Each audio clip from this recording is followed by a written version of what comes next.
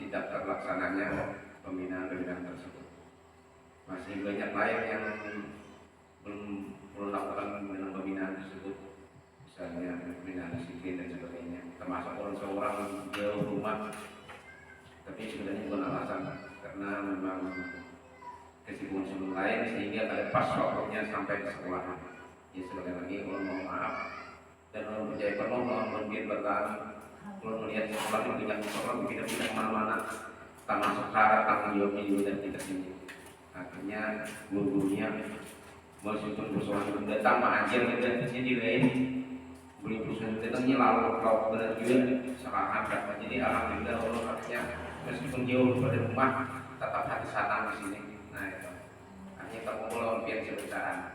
Itu yang pertama. Yang kedua masalah pembinaan tadi sebenarnya banyak pembinaan bukan saja yang supervisi akademik, administrasi dan sebagainya, tapi pembinaan lain yang tidak perlu gawe untuk pelaksanaan kelas. Nah, yang belum melakukan sekarang perlu sebetulnya meminta khusus di kelas untuk kelas 1 tolong bukunya itu meskipun melihat secara langsung bukunya di hari-hari mengontrol. Kalau bapaknya bagus itu didampingi dua ibu ngabang supaya bukunya jangan beliau itu karakter berbeda, karakter budaya kebersihan buku barang masyarakat itu. Yang kedua kebersihannya kelas. Jadi mohon biar kepada buku budaya agar bersih. Yang ini kita buku lalu kebiasaan bersih di dalam ruangan dan di luar ruangan. Termasuk sampaikan ngomong Pak, kita sekolahnya sudah anak kerabat, barang bersihnya barang kaya dan harapkan. Kemudian selanjutnya binaan di kelas itu banyak berbeda. Seni menulis, khususnya 1, 2, 3 didampingi membaca banyak mandrel.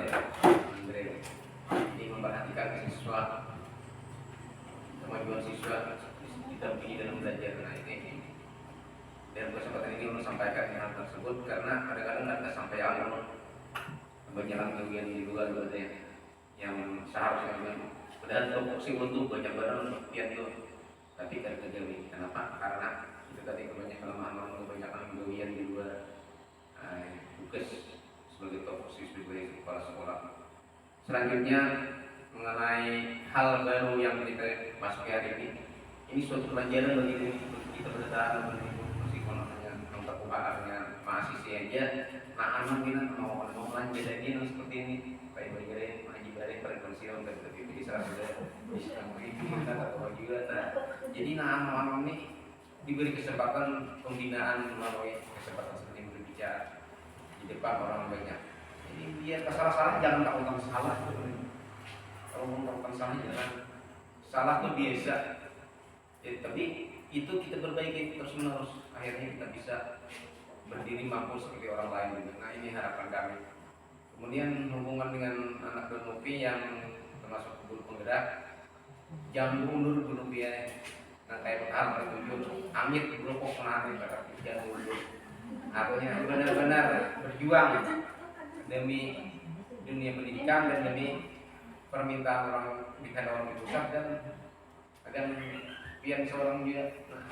Ini berharap kami perlu sebagai pimpinan mudah-mudahan ikan tabah sabar jalani disuruh orang turuti biar kada kata lagi biar kada biasa tuntung juga asal selesai biar kita dulu pada orang-orang yang penting selesai tugas yang diberikan oleh pendamping oleh ibu penggerak tersebut.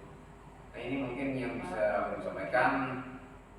Selanjutnya orang kadang mau saya juga hanya mendengar tadi mungkin satu di apa di positif tadi jadi mungkin kadang sudah lebar tentang hal ini dan akhiri dengan ucapan billahi taufiq hidayah. Wassalamualaikum warahmatullahi wabarakatuh.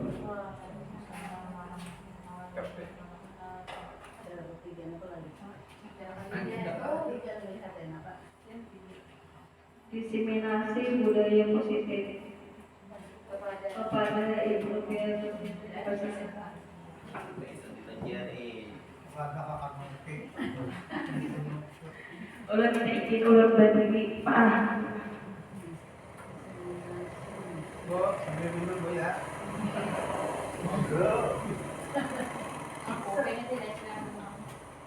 Assalamualaikum warahmatullahi wabarakatuh. Waalaikumsalam warahmatullahi wabarakatuh. Alhamdulillahirabbil alamin wassalatu wassalamu ala asyrofil anbiya'i wal mursalin sayyidina wa maulana Muhammadin wa ala alihi wa sahbihi ajma'in amma ba'd.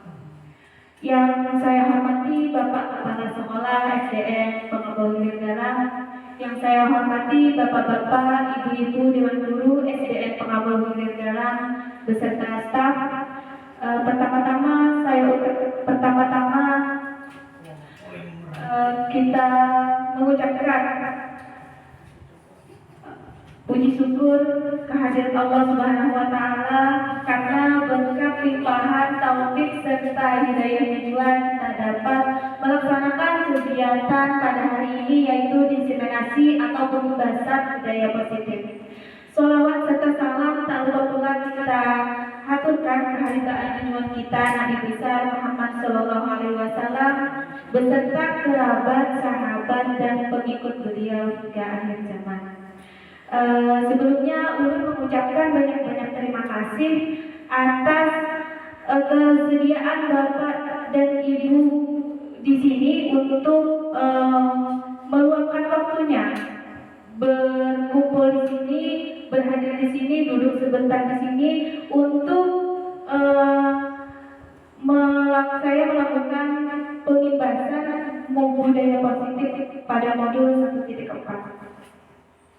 Oke, jadi tugas diseminasi ini adalah salah satu tugas yang diberikan kepada saya pada program guru penggerak. Jadi di sini ulun bukan orang yang lebih tahu atau orang pakarnya, bukan juga ulun ahlinya di sini. Kita di sini hanya sebagai sharing, dan di sini ulun hanya memenuhi tugas yang diberikan kepada ulun pada dalam pembahasan atau diseminasi budaya positif.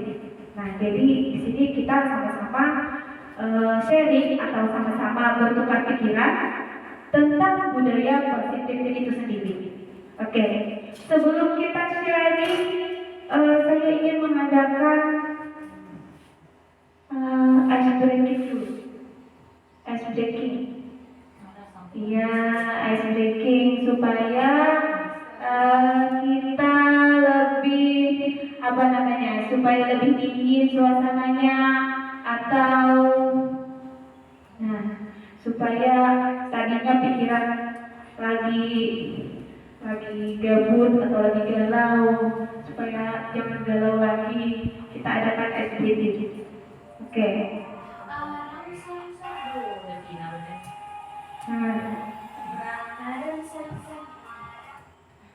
Senang banget.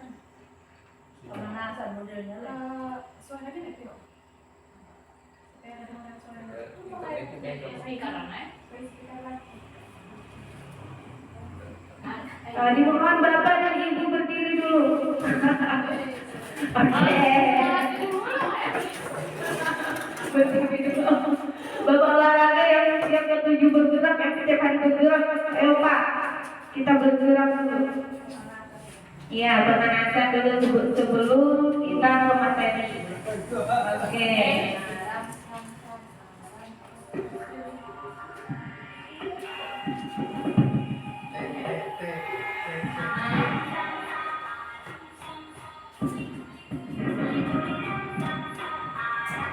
Jadi mengantuk.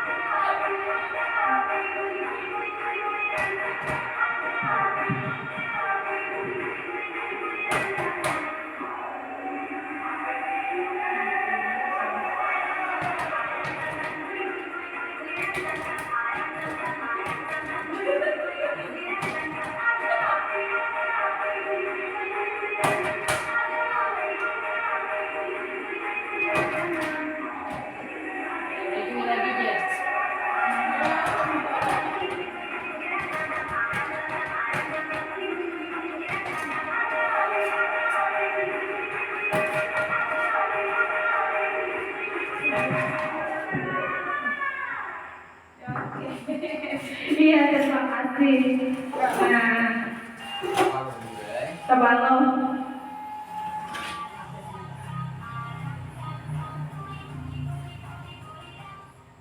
Nah, iya.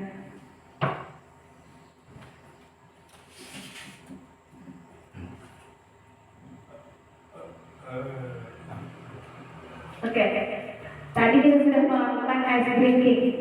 Setelah melakukan ice breaking, bagaimana perasaan atau perasaan setelah melakukan ice breaking? Coba saya mintakan kepada berolahraga dulu yang tiap kali melakukan pergerakan. Saya sangat tertarik dengan gerakan apalagi yang bergerak itu. Iya.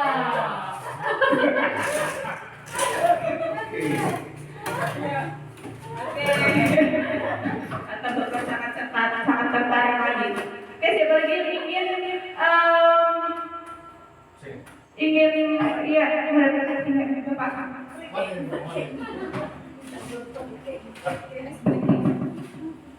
Ya, terima kasih kepada Anak Novi yang telah memberikan kesempatan bagi kita untuk menanggapi masalah yang masalah breaking mengundang pendapat kita. Nah, bagi kita ya, ini sesuatu hal yang baru bagi yang tua ya. Nah, ini sangat bagus sekali karena apa? Pada waktu zaman kita dulu tidak ada materi kepala. Nah, jadi alhamdulillah panjang umur.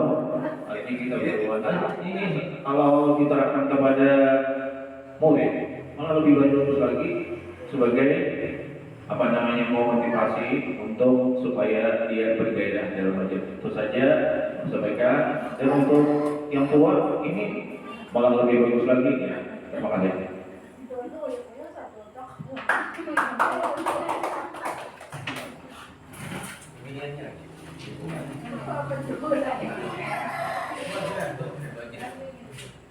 Oke, siapa lagi? Oke. Nah, tadi sudah kita melakukan ice breaking. Setelah itu kita akan ke materi. Materinya budaya positif. Jadi ketika kita mendengar kata budaya positif, apa yang ada di dalam benak bapak-bapak dan ibu-ibu di sini ketika mendengar atau melihat atau membaca tentang budaya positif? Oke, saya mintakan kepada bapak kepala sekolah. Terima kasih. Yang kembalinya mengenai tentang budaya positif. Budaya itu kebiasaan yang baik yang dijalankan untuk kemaslahatan orang lain, diri sendiri, mengikuti orang itu sendiri. Misalnya budaya bersih, biasa bersih. Rumah tuh mengikat pak, karena waktu benar-benar mikir bersih dulu. Asal budaya. Kemudian budaya disiplin. Persoalannya bukan disiplin, kita fokus budaya disiplin pak. Budaya juga. Jadi banyak masalah budaya-budaya yang bisa dikembangkan di sekolah. Budaya belajar tertib, budaya masuk kelas berdoa dan sebagainya. Budaya-budaya yang diterapkan di kelas atau di sekolah masing-masing itu salah satu budaya yang positif. Nah ini mungkin kita tidak terasa. Sekarang itu di Kabupaten Hulu Tengah terjadi 11 kejadian pelanggaran bullying. Bullying itu semacam bullying juga. Mungkin kita lihatnya berlucuan berajakan seperti besar. Sekarang itu ada yang melaporkan. Nah, jadi budaya itu termasuk budaya yang tidak positif, yang tidak baik. Jadi membuli misalnya, menodai kan orang dan uang tarian mendalam murid. Nah, itu membuli. Nah, itu termasuk budaya tapi yang tidak baik. Nah, yang dikandalkan budaya yang positif. Budaya yang positif yang dikembangkan di sekolah banyak sebenarnya budaya yang positif itu yang bisa kita tanamkan di sekolah. Termasuk nanti tata tertib sekolah yang kita buat di sekolah. Nah, jadi mengembangkan budaya positif ini tidak bisa hanya satu orang, jadi harus sama-sama bergandeng tangan menjalankan budaya-budaya yang bagus yang menjadi kebiasaan di masyarakat, sehingga anak-anak kita ke depan, anak-anak Indonesia emas ya, hanya ada lagi yang kulit, ada lagi yang meminta kawan, ada lagi yang meminta kawan dan sebagainya. Itu arahnya adalah budaya-budaya yang positif yang dikembangkan di sekolah. Itu barangkali yang saya sampaikan. Iya, sangat benar sekali kata Bapak. Budaya-budaya positif tadi contohnya tentang kebersihan, tentang apa tadi Kak? Tentang disiplin. Nah, ya itu adalah termasuk dari budaya positif. Jadi setelah kita melakukan disiplin ini, diharapkan kita dapat berbudaya positif. Kita dapat menerapkan dan mengaplikasikan budaya positif di lingkungan sekolah kita supaya tercipta lingkungan yang positif di sekolah kita. Nah, sekarang apakah Bapak atau Ibu setuju dengan pernyataan berikut? Nah, jadi Bapak atau Ibu setujukah dengan pernyataan berikut ini? Yang pertama, hukuman dapat mendisiplinkan anak. Oke, bisa angkat tangan. Apakah Bapak dan Ibu percaya hukuman dapat mendisiplinkan anak? Ya, siapa yang setuju hukuman dapat mendisiplinkan anak? Ini tidak ada benar salah Pak, ada benar salah di sini. Jadi kita di sini bertukar pikiran. Oke, siapa di sini yang setuju hukuman dapat mendisiplinkan anak? Angkat tangan. Angkat tangan Bu, Pak. Tanggapan aja, angkat tangan aja. Iya, angkat tangan aja. Siapa yang setuju? Siapa yang setuju? Wah ini kalau ditangkap Boleh. Jadi di sini kita tidak ada benar dan salah. Yang kedua, pemberian hukuman dengan hal positif seperti membaca atau membersihkan halaman sekolah bisa mendisiplinkan anak. Setuju tidak? Oh, setuju. Ya. Yang ketiga, pemberian penghargaan bisa meningkatkan disiplin anak. Setuju nggak Bu? Pak? Oh, setuju. Oke, nanti setelah kita masuk ke materi, setelah kita mempelajari, kita akan tahu jawaban dari ketiga pernyataan di sini. Nah, budaya sekolah. Apa itu budaya sekolah? Mengapa budaya sekolah itu penting? Nah, jadi apa budaya sekolah? Mengapa budaya sekolah itu penting? Nah, di sini budaya positif sekolah. Budaya positif sekolah adalah nilai-nilai, keyakinan-keyakinan, dan kebiasaan-kebiasaan yang ada di sekolah kita yang berpihak pada murid sehingga murid dapat berkembang menjadi pribadi yang kritis, penuh rasa hormat, dan bertanggung jawab. Jadi nilai-nilai dan keyakinan-keyakinan dan kebiasaan-kebiasaan yang ada di sekolah itulah yang dinamakan budaya positif. Nilai-nilai yang seperti apa? Tentu nilai-nilai yang baik, keyakinan-keyakinan yang baik, dan kebiasaan-kebiasaan yang baik. Oke, di sini ada perubahan paradigma. Untuk membangun budaya yang positif, sekolah perlu menyediakan lingkungan yang positif, aman, nyaman, agar murid-murid mampu berpikir, bertindak, dan mencipta dengan merdeka, mandiri, dan bertanggung jawab. Nah, jadi untuk membangun budaya positif perlu menyediakan lingkungan yang positif. Untuk menyediakan lingkungan yang positif itu mulai dari kita dulu. Kita sebagai guru dalam menuntun anak didiknya. Jadi kita menuntun anak didik. Nah, kita bertanggung jawab atas terciptanya, menciptakan anak didik kita nanti seperti apa. Nah, di sini konsep inti untuk menciptakan budaya positif ada 6. Yang pertama, disiplin positif, motivasi perilaku manusia, keyakinan kelas, kebutuhan dasar manusia, posisi kontrol seorang guru, dan yang terakhir segitiga restitusi. Di antara konsep inti ini yang paling asik menurut Bu Dian itu yang mana? Oke, segitiga restitusi. Ya, nanti kita pelajari bersama apa itu segitiga restitusi. Ulun pun waktu pertama kali dapat materi ini juga ulun bingung. Apa itu posisi kontrol? Apa itu segitiga restitusi? Sama. Nah, sekarang di sini ada cobalah buka. Nah, jadi cobalah buka. Di sini Bapak dan Ibu saya ciptakan untuk melakukan percobaan ini secara berpasangan. Oke, secara berpasangan.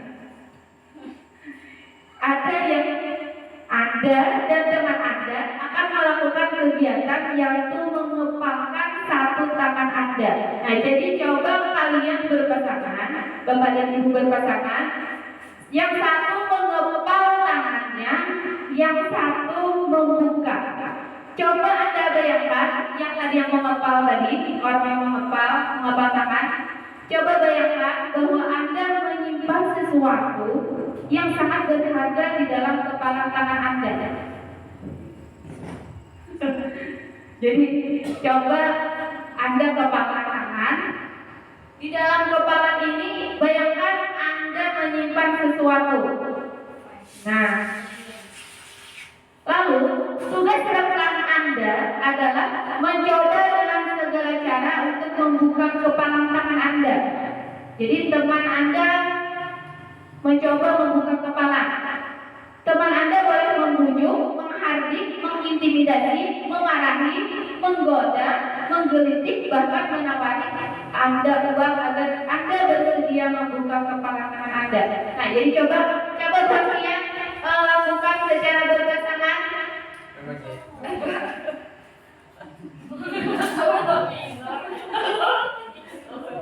Yang satu mengepal, yang satu membuka.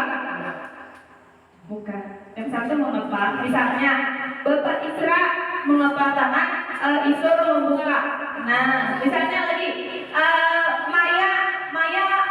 Ibu Erna mengepal, Maya yang membuka. Nah, ya ini coba. Jadi yang mengepal tangan ini berusaha mempertahankan. Tugasnya mempertahankan. Kalau yang satunya bertugas untuk membuka bagaimanapun caranya. Boleh itu dengan menggelitik, atau dengan merayu, atau dengan mengintimidasi, terserah. Coba kalian lakukan ilustrasi ini. Coba Bapak barain dengan Bapak kepala.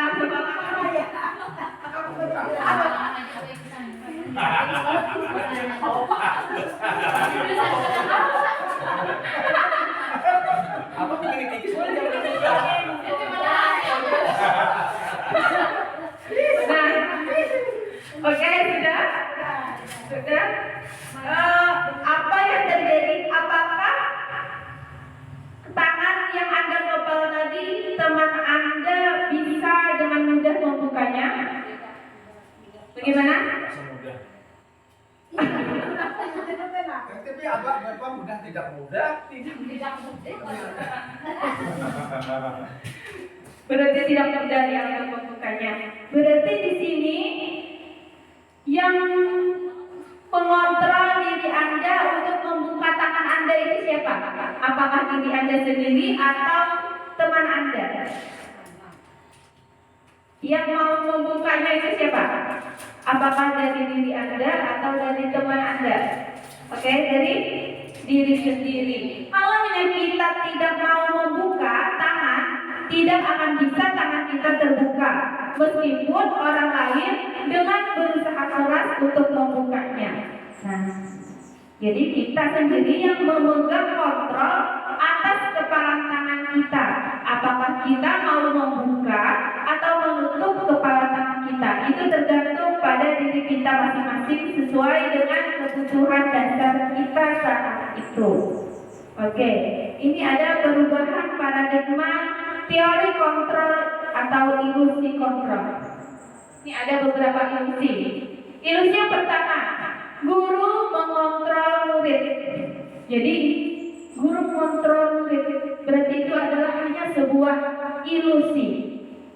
Ilusi, Bapak Ibu. Jadi yang mengontrol murid itu adalah sebenarnya diri dia sendiri, bukan kita sebagai guru. Jadi meskipun kita memberikan dia peraturan atau memberikan dia hukuman ataupun sebagainya, misalnya kalau tidak mengerjakan tugas nanti berdiri di depan kelas, tetapi masih saja ada murid yang tidak mengerjakan tugas. Misalkan lagi, kalau membuang sampah bayar 500 rupiah, masih saja murid itu ada yang membuang sampah sembarangan. Jadi yang mengontrol murid itu adalah diri dia sendiri, bukan kita sebagai guru. Yang kedua, ilusi bahwa penguatan positif, efektif dan bermanfaat. Nah, jadi penguatan positif, efektif dan bermanfaat berarti itu hanya sebagai ilusi. Lalu ilusi bahwa kritik dan membuat orang merasa bersalah dapat menguatkan karakter. Nah, jadi kita biasanya rancaklah merasa bersalah, membuat siswa kita itu merasa bersalah. Seperti misalnya dia kita berkata-kata, saya kecewa dengan kamu, misalnya itu berkata-kata seperti itu bukan menguatkan karakter, tetapi itu malah mendongkrak mentalnya sebagai murid. Jadi misalnya kalau kita membuat dia merasa bersalah. Lalu yang keempat, ilusi bahwa orang dewasa memiliki hak untuk memaksa. Jadi orang dewasa tidak memiliki hak untuk memaksa. Ini hanya sebagai ilusi. Lalu perubahan paradigma stimulus respon teori kontrol.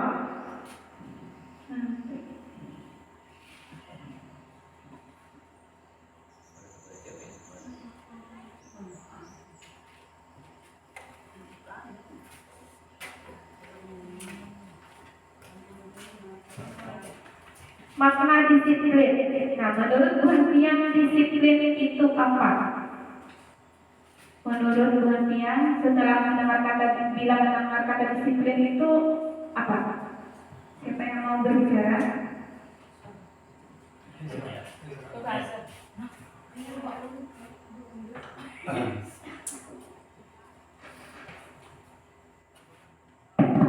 Terima kasih untuk persekian kali ini kita menyampaikan tanggapan terhadap makna disiplin. Menurut pendapat kita, disiplin kita selalu taat terhadap aturan yang baku.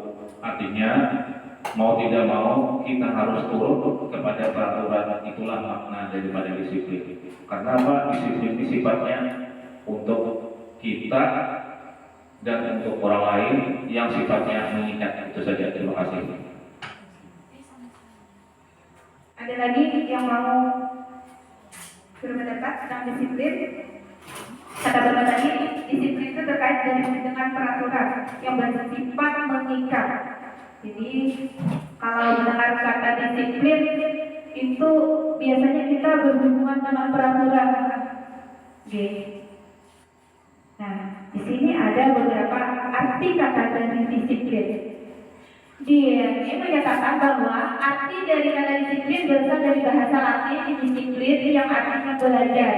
Nah, jadi disiplin itu artinya adalah belajar. Disiplin diri membuat orang menggali potensinya menuju sebuah tujuan apa yang dia hargai. Namun dalam budaya kita, makna dan kata disiplin telah berubah menjadi sesuatu yang dilakukan seseorang pada orang lain untuk mendapatkan kepatuhan. Nah, kayak yang Bapak tadi, kecenderungan umum adalah menghubungkan kata disiplin dengan ketidaknyamanan, bukan dengan apa yang kita hargai atau pencapaian suatu tujuan mulia. Jadi kalau kita mendengar kata-kata disiplin itu kita tuh rasa kada nyaman lah. karena kita teringat dengan peraturan. Oke. Nah, makna disiplin dan nilai-nilai kebajikan. Seseorang yang memiliki disiplin diri berarti mereka bisa bertanggung jawab terhadap apa yang dilakukannya karena mereka mendasarkan tingkat mereka pada nilai-nilai kebajikan yang universal. Jadi makna kata disiplin ada beriman bertakwa kepada Tuhan Yang Maha Esa, berakhlak mulia, mandiri, bernalar kritis, berkebijakan global, bergotong royong, kreatif. Ini apa ini? Ya, profil pelajar Pancasila. Nah, ada beriman bertakwa, mandiri, bernalar kritis, berkebijakan global, bergotong royong, dan kreatif. Disiplin positif merupakan salah satu cara penerapan disiplin yang bertujuan untuk menumbuhkan kesadaran serta memberdayakan murid untuk melakukan sesuatu tanpa adanya ancaman, hukuman, atau penghargaan. Jadi disiplin positif itu merupakan salah satu penerapan disiplin yang bertujuan. Jadi itu untuk menumbuhkan kesadaran, bukan bersifat pemaksaan atau tanpa adanya ancaman, hukuman, ataupun penghargaan. 3. Motivasi perilaku manusia. Nah, ada yang ekstrinsik, ada yang intrinsik. Kalau ekstrinsik itu apa? Iya, ini motivasi luar. Kalau intrinsik dari dalam. Jadi yang ekstrinsik yang dari luar motivasinya biasanya kita untuk menghindari ketidaknyamanan dan hukuman. Nah, jadi hukuman dan ketidaknyamanan itu adalah motivasi dari luar. Lalu untuk mendapatkan imbalan atau penghargaan itu termasuk motivasi dari luar. Kalau dari dalam diri adalah untuk menjadi orang yang merdeka dan menghargai diri sendiri dengan nilai-nilai kebajikan yang mereka percaya. Jadi itu adalah kesadaran diri kita yang intrinsik, itu adalah kesadaran dari dalam diri, bukan karena hukuman, bukan karena penghargaan. Kalau kita biasanya ya, kalau kita ulut biasanya ulut. Kalau ya absen. Kalau kita absen kenapa tepat waktu? Karena kalau tidak absen dipotong. Ya kalau Pak Lan. Nah itu adalah motivasi luar, bukan dari kesadaran kita, bukan dari rasa sadar kita. Misalnya lagi, kenapa kita memakai helm saat bersepeda motor? Kenapa? Supaya aman, supaya jangan kena razia. Oke, tapi kalau yang misalnya ke darat-darat kada ada razia pula.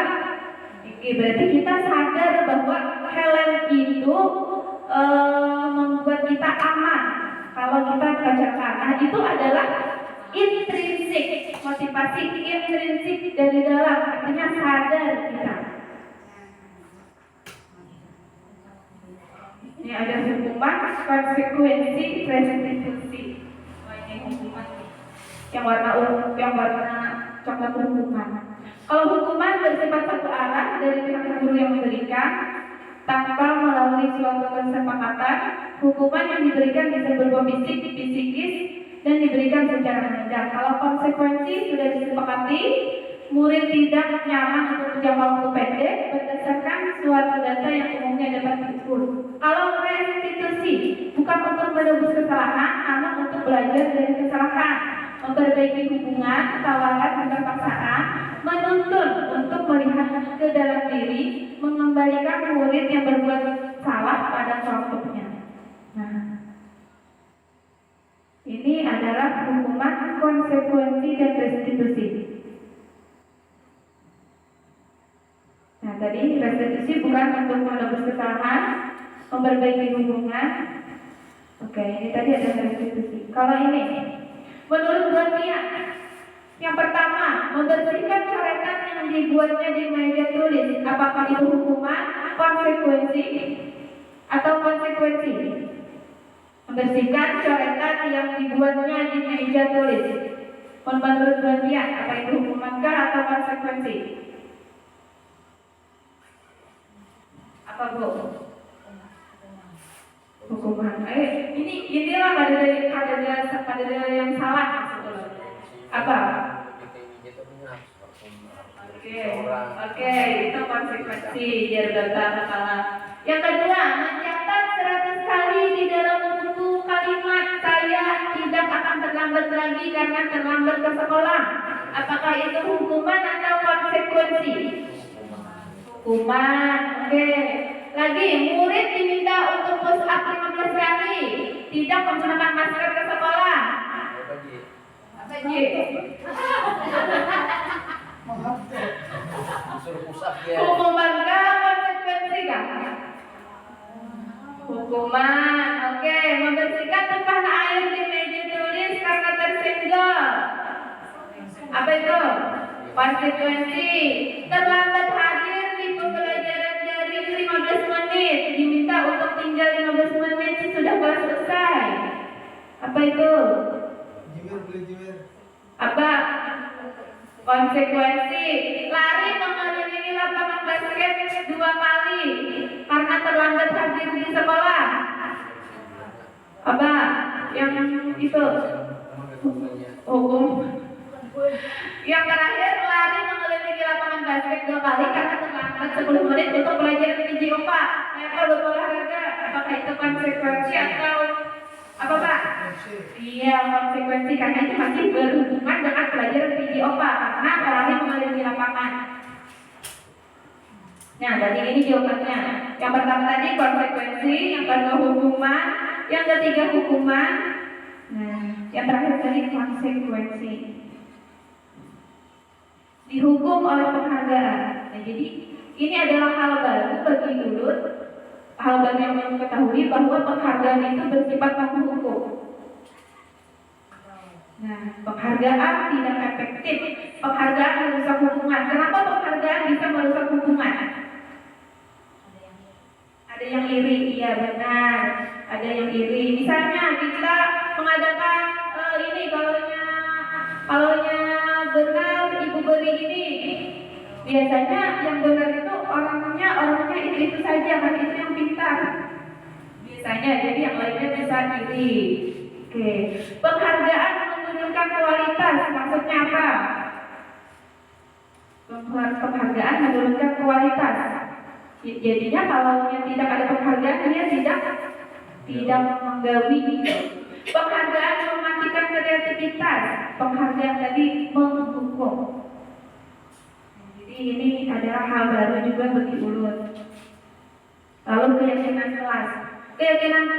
Kenapa keyakinan kelas? Apa perbedaan keyakinan kelas dengan kesepakatan kelas dan peraturan kelas? Apa menurut Pian apa Bu Erna apa? Kenapa keyakinan kelas? Apa bedanya keyakinan kelas dengan kesepakatan kelas? Kalau keyakinan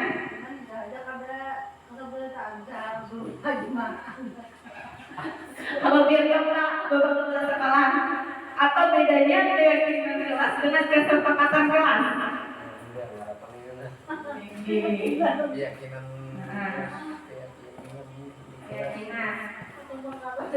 Kalau kesepakatan kelas dan peraturan kelas.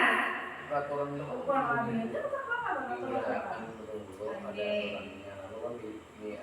KAP maksudnya itu nomor 2 nih apa berikan dia ini kelas dan peraturan kelas. Keyakinan kelas ini hanya undangan. Oh iya, kalau peraturan kelas dibuat oleh sekolah atau gurunya itu biasanya. Kalau kesepakatan adalah kesepakatan bersama di kelas dengan muridnya, itu kesepakatan kelas. Kalau keyakinan ini lahir dari kesepakatan kelas. Murid meyakini bahwa peraturan itu penting atau bahwa kesepakatan itu bagus untuk dilaksanakan, bukan hanya kesepakatan biasa saja, tetapi murid mempunyai keyakinan dari dalam dirinya sendiri sendiri. Itu adalah motivasi yang dari dalam tadi. Lalu keyakinan kelas bersifat lebih abstrak, berisi nilai-nilai kebajikan yang diyakini secara universal. Nilai-nilai kebajikan universal disepakati secara tersurat lepas dari latar belakang suku, negara, bahasa maupun agama. Nah, ini tadi keyakinan kelas atau kesepakatan kelas. Kesepakatan kelas yang diyakini. Nih. Oke, bisa dibaca Bapak dan Ibu. Nah, ada keyakinan kelas menghormati diri sendiri, saling menyayangi, beriman dan bertakwa kepada Tuhan, disiplin, tanggung jawab, menghargai teman. Seperti yang biar Bapak tadi mengembalikan buku ke tempatnya. Nah, itu termasuk keyakinan apa itu? Disiplin, bertanggung jawab atas buku yang dia pinjam. Ya, itu misalnya lagi membersihkan kelas. Itu keyakinan kelasnya apa? Sama tadi yang bertanggung jawab, disiplin. Oke. Nah, ada 5 kebutuhan dasar manusia. 5 kebutuhan dasar manusia yang harus guru-guru tahu. Yang pertama, bertahan hidup, kasih sayang dan rasa diterima, penguasaan, kesenangan dan kebebasan. Jadi murid itu mempunyai semua manusia mempunyai 5 kebutuhan dasar ini, termasuk kita, termasuk juga murid kita. Nah, jadi apabila dia mempunyai kesalahan, kita harus tahu dulu apa kebutuhan dasarnya yang tidak terpenuhi. Misalnya dia membuat onar nih. Oh, ternyata dia kurang kasih sayang dan rasa diterima. Nah, jadi seorang guru harus tahu dulu 5 kebutuhan dasar manusia ini. Oh, kenapa lagi dia malas? Oh, karena dia tidak adanya kebebasan atau tidak adanya kesenangan. Boleh juga. Nah, mari identifikasi masalah berikut. Bima, seorang murid kelas 10, selalu izin keluar kelas setiap jam pelajaran. Tingkahnya membuat guru Bu Dewi bingung dan seringkali mencarinya sampai ke kantin sekolah. Ada beberapa kemungkinan jawaban yang diberikan Bima. Identifikasi kebutuhan yang ingin dipenuhi oleh Bima jika respon Bima seperti di kolom berikut ini. Yang pertama, aku bosan belajar terus di kelas. Aku senang dicari oleh ibu guru. Nah, lain-lain jawabannya ini kemungkinan jawaban dari Bima. Mungkin juga ujar Bima, ibu cari aku karena ibu guru sayang aku. Oke, bisa juga ujar Bima, aku hebat kan bisa bikin ibu guru mencari aku. Nah, ini adalah kebutuhan si Bima. Mungkin dia bosan belajar karena pelajarannya seperti itu saja. Bisa juga dia senang dicari oleh ibu, seru dia. Bisa juga ibu dia merasa disayangi apabila dicari. Bisa juga dia ingin merasa lebih hebat. Oh, aku hebat banget. Itu bisa. Itu adalah kemungkinan. Nah, di sini 5 posisi kontrol. Ada 5 posisi kontrol guru. Yang pertama, penghukum, pembuat rasa bersalah, sebagai teman, pemantau, dan manajer. Kalau di antara 5 ini, kita berada di mana ya? Sekarang jalannya.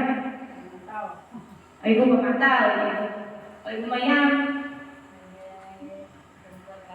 pembuat rasa bersalah, sebagai teman, Ibu Novi sebagai teman.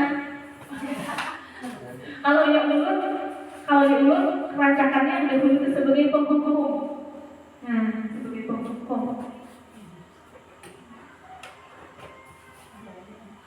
Nah, ini ada videonya.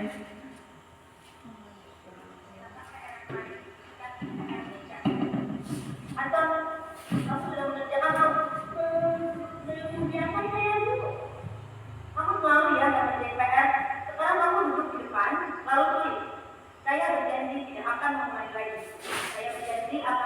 menjadi murid yang rajin belajar sampai pelajaran saya selesai. Itu tadi kira-kira yang Anton tadi itu gurunya sebagai apa?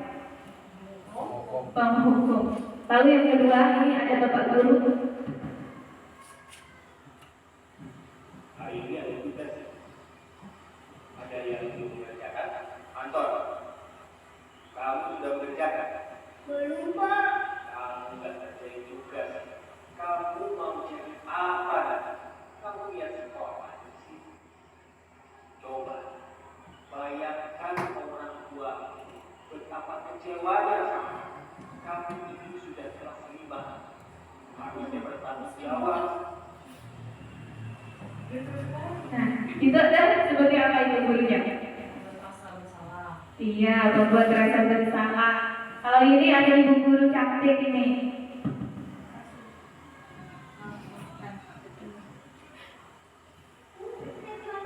Ya udah, nanti jangan dibangun lagi ya. Kamu lagi.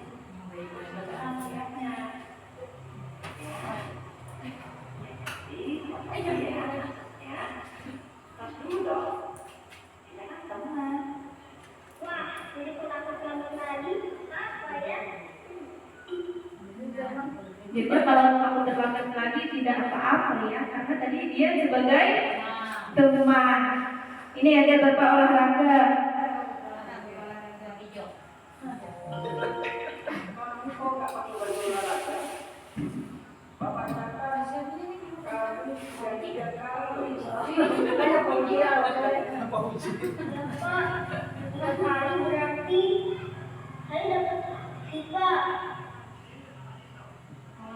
Kamu berarti itu sebagai apa gurunya? Pemantau, hanya memantau.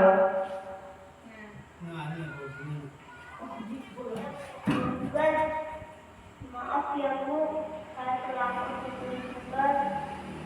Kenapa? Aku terlambat mengumpulkan tugas. Iya Bu, saya kalau sore ingin ibunya ke warung, besok kerjaan tugas. Kira-kira nih, apa yang bisa kamu perbaiki supaya kamu bisa mengerjakan tugas tepat waktu? Coba, kapan biasanya kamu membantu ibu jualan? Sebenarnya saya di mana-mana. Bagaimana kalau kamu membuat jadwal? Kapan kamu akan mengerjakan tugas? Oh gitu ya Bu. Coba deh Bu. Terima kasih Bu. Nah, itu tadi adalah sebagai manajer. Nah, jadi manajer ini adalah seorang manajer ini dia mempunyai solusi dalam permasalahan yang telah dilakukan oleh muridnya. Ini ada pernyataan-pernyataan. Nah, ada pernyataan, saya kecewa sekali dengan kamu. Nah, ini pernyataan ini adalah membuat orang merasa bersalah. Yang kedua, kamu tidak pernah benar melakukannya. Tidak pernah benar. Menghukum, ini menghukum dengan kata-kata. Ayolah lakukan demi ibu atau bapak. Nah, kalau pernyataan seperti ini adalah ini sebagai teman. Yang pemantau, apakah kamu mau mendapatkan stiker bintang hari ini? Mantap. Kalau yang manajer, bagaimana kamu bisa menyelesaikan masalah ini? Jadi ini adalah manajer ini mencari solusi. Lalu yang penghukum, kamu selalu yang paling terakhir. Ini penghukum. Jadi penghukum ini bisa dengan kata-kata, bisa dengan perbuatan. Nah, ini segitiga restitusi. Yang ujar ibu tadi segitiga restitusi. Restitusi adalah proses menciptakan kondisi bagi murid untuk memperbaiki kesalahan mereka sehingga mereka bisa kembali pada kelompok mereka dengan karakter yang lebih kuat. Ada segitiga restitusi. Yang pertama paling menstabilkan identitas.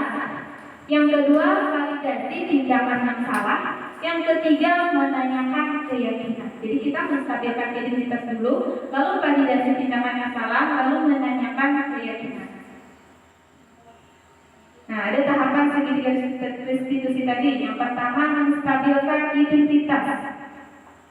Berbuat salah itu tidak apa-apa, tidak ada manusia yang sempurna. Kamu berhak merasa begitu. Nah, itu adalah kata-kata menstabilkan identitas. Nah, jadi apabila ada anak berbuat salah, yang pertama kita lakukan adalah menstabilkan identitas dulu. Jangan langsung memarahinya. Yang kedua, validasi tindakan yang salah. Jadi kita harus tahu alasannya apa dulu dia melakukan kesalahan itu. Jadi setiap orang melakukan perbuatan pasti ada alasannya, entah itu perbuatan yang baik atau yang tidak baik, pasti ada alasannya. Nah, ada. Jadi kamu pasti punya alasan mengapa melakukan hal itu. Kamu patut bangga karena kamu telah melindungi sesuatu yang penting bagi kamu. Ini adalah validasi tindakan yang salah. Yang ketiga, menanyakan keyakinan. Jadi tadi kan sudah membuat keyakinan kelas, keyakinan sekolah. Jadi kita harus tanyakan kembali apa yang kita percaya tentang kelas yang ideal, atau apa kamu masih ingat keyakinan kelas kita seperti apa? Misalnya apa nilai-nilai umum yang telah kita sepakati? Ini adalah menanyakan keyakinan. Jadi apabila anak berbuat salah, yang pertama tadi menstabilkan identitas dulu, karena kalau orang berbuat salah supaya hakun dipadani, kita harus tenangkan dulu dia, stabilkan dulu identitas, baru dipadani, baru kita takuni apa ada apa. Nah, lalu yang ketiga, menanyakan keyakinan supaya dia sadar dengan kesalahannya, supaya sadar sendiri, jangan dari kita, supaya dia sadar sendiri bahwa dia melakukan kesalahan. Nah, ini ada video lagi.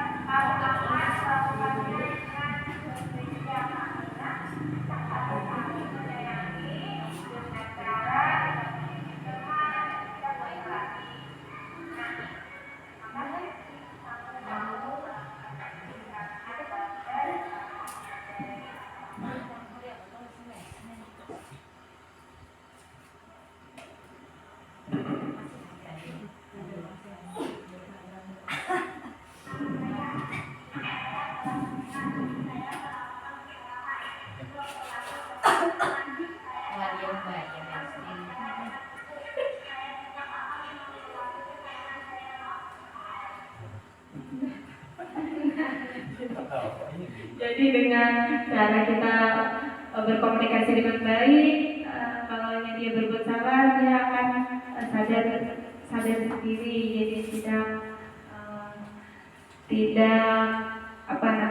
menentang atau tidak marah dengan kita. Dengan komunikasi yang baik, dengan berbicara yang baik kepada siswa kita dapat memberikan solusi dari permasalahan yang ada. Nah, sekarang refleksi perasaan saat ini adalah jadi kita akan merefleksikan bagaimana perasaan setelah melakukan penyelesaian.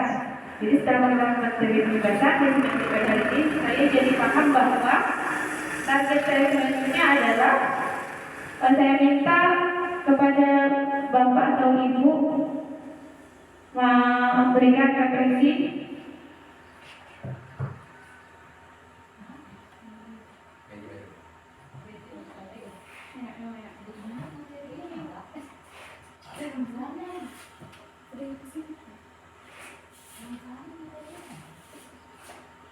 kepada Ibu memberikan refleksi. Ya bukan bener apa asalnya. Kami ini nyai. Banyak orang ini nyai. Menurut saya, perasaan saya saat ini setelah mengetahui tentang budaya positif, saya lebih tahu bagaimana cara menghadapi murid di kelas ataupun murid-murid kelas lainnya. Dan setelah mengikuti materi ini, saya jadi paham bahwa bagaimana cara menghadapi murid yang kelakuannya itu berbeda-beda. Bagaimana cara, bukan dengan cara menghukum atau memberikan ancaman, tapi dengan memberikan solusi bagaimana caranya agar mereka tidak melakukan itu lagi. Bukan dengan cara menghukum atau memberikan ancaman yang begitu keras.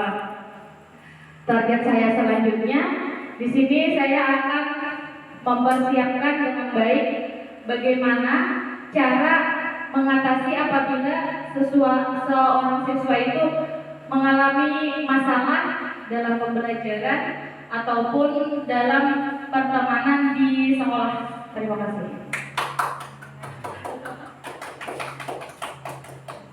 Coba refleksi lagi, saya minta kepada siapa yang bersedia. Ibu Ejra. Yuk, Ibu. Ayo, datang.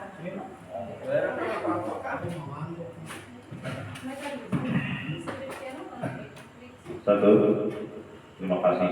Nah, jadi setelah kita mengikuti acara pengibasan tadi hal yang positif, kita merasa bahwa perasaan saat ini adalah bahwa kita sebagai guru, khususnya kita sendiri, akan supaya banyak-banyak mengikuti, khususnya dalam ilmu pengetahuan yang lain. Karena apa? Sekarang pengetahuan itu maju lebih cepat. Kemudian yang kedua, setelah mengikuti materi pengibasan diseminasi pada hari ini, saya paham bahwa untuk memberikan pemahaman atau kita tuh apabila mendapatkan masalah, bukan hanya anak itu dihukum, tetapi kita melakukan berbagai macam hal sesuai apa yang telah kita sepakati dengan cara misalkan saja dengan memberikan pemahaman, dengan memberikan pemahaman, kemudian pemahaman yang lebih luas agar yang lagi kesalahan-kesalahan yang dilakukan yang lagi terjadi. Yang ketiga, target saya selanjutnya adalah dengan adanya diseminasi ini, mudah-mudahan apa yang kita laksanakan dalam artian bahwa ilmu itu berkembang. Artinya apabila anak itu mengalami masalah, tidakkannya anak itu dihukum, tetapi dalam mengikuti hal-hal yang lebih lanjut untuk kemajuan kita semua. Terima kasih.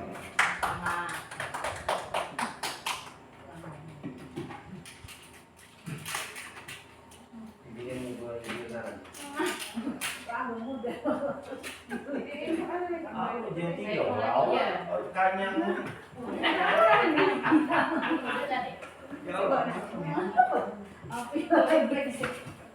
Wadah sebutin lagi nih.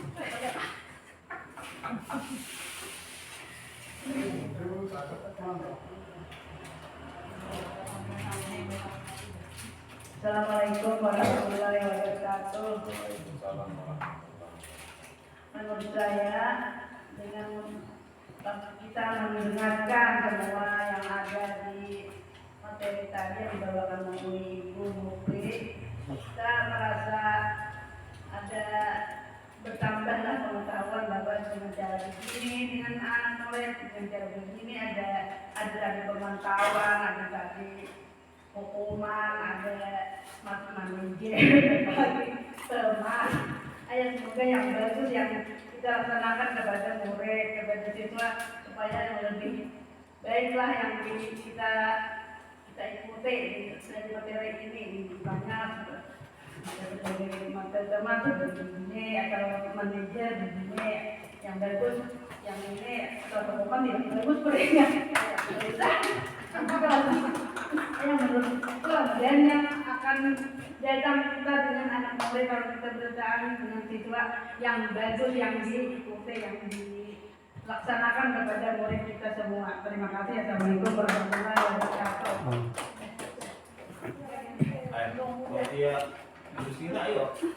Lalu muda Terima kasih atas refleksinya. Mungkin hanya ini materi diskriminasi yang dapat saya sampaikan. Saya mohon maaf. Wassalamualaikum warahmatullahi wabarakatuh.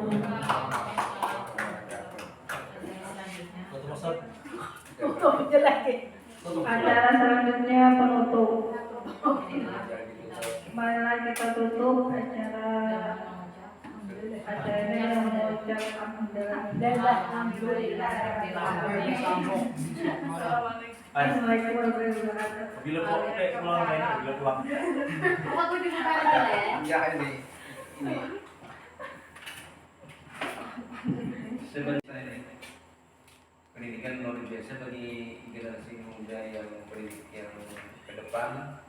Ini bila ada acara jangan kalau bertawar diri jangan takutkan sih. Bertawar diri. Ulun pak. Nah itu menambah suatu keyakinan.